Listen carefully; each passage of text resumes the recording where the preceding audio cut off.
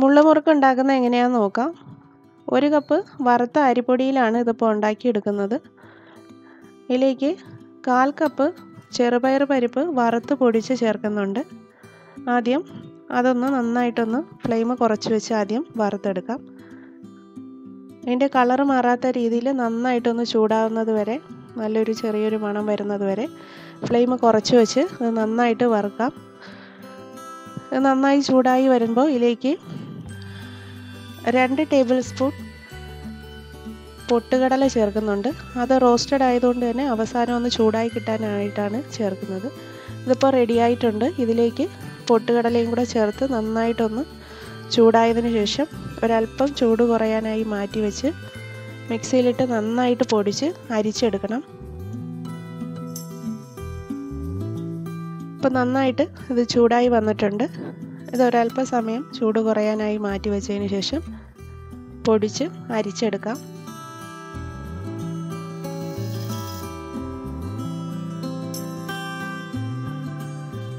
ഇതിൽ വരുന്ന തരികളൊക്കെ ഒന്നുകൂടെ ഒന്ന് നന്നായിട്ട് 1-2 തവണ നന്നായിട്ട് അരിച്ചെടുത്തതിന് ശേഷം അവസാനം വരുന്ന തരികൾ മാറ്റി വയ്ക്കാം. അത് ഇതിനകത്തേക്ക് ചേർക്കണ്ട. വളരെ കുറച്ച് തരികൾ അവസാനം വരുന്നത് മാറ്റി വയ്ക്കാം. ഇതിലേക്ക് 1 കപ്പ് വറുത്ത അരിപ്പൊടി ചേർക്കാം. 1/2 ടേബിൾ സ്പൂൺ വെണ്ണ ചേർക്കാം. ഇതെല്ലായിടത്തും കൂടെ നന്നായിട്ട് മിക്സ് ചെയ്തതിന് ശേഷം ഇതിലേക്ക് 1/4 ടീസ്പൂൺ കായപ്പൊടിയും 1 സ്പൂൺ എള്ള് ചേർക്കുന്നുണ്ട്. അത് കറുത്തതോ വെള്ളയോ ചേർക്കാം. ഇതിലേക്ക് ഇപ്പോൾ വെള്ളയാണ് ചേർക്കുന്നത്. ആവശ്യത്തിന് ഉപ്പും കൂടെ ചേർത്ത് നന്നായിട്ട് മിക്സ് ചെയ്തതിന് ശേഷം കുറേശ്ശെ വെള്ളം ഒഴിച്ച് കുഴച്ച് ഒരു സോഫ്റ്റ് ആയിട്ടുള്ള മാവാക്കി എടുക്കണം. ഇതിലേക്ക് 1 സ്പൂൺ എള്ളാണ് ചേർത്തത്. 1/4 ടീസ്പൂൺ കായപ്പൊടിയും ആവശ്യത്തിന് ഉപ്പും കൂടെ ചേർത്ത് നന്നായിട്ട് മിക്സ് ചെയ്ത് കുഴച്ചെടുക്കാം.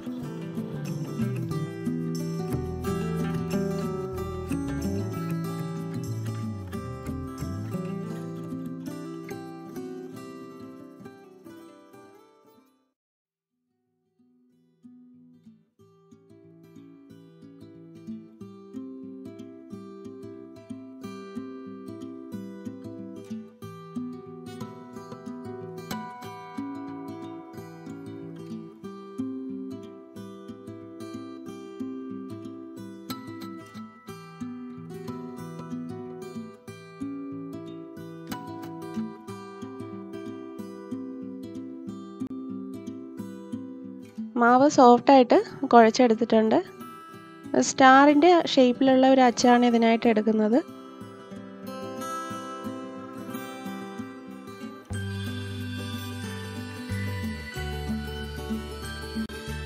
ഇട്ടതിന് ശേഷം ഒരു സ്പൂണിൻ്റെ ബാക്കിൽ വറുത്തെടുക്കാനുള്ള എളുപ്പത്തിനായിട്ട്